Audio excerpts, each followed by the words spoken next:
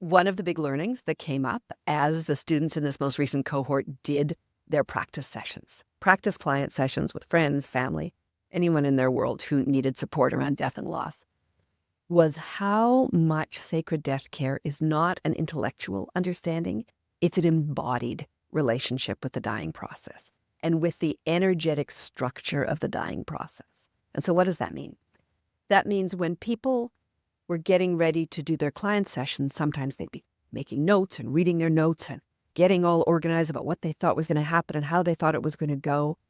And invariably, and with a lot of laughter, when we came back into the debriefs, people said, I couldn't plan.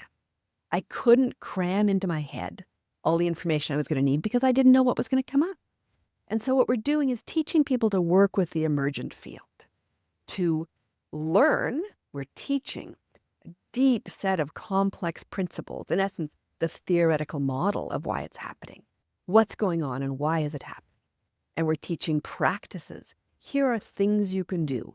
When you see this emerging, here's the ritual or the anecdote or the image or the piece of, we call it word medicine, you could offer in that situation. And what's the stance? How do you configure yourself energetically so that you can be in right relationship with the people? You're creating this well-held space. You're in right relationship with your own knowledge.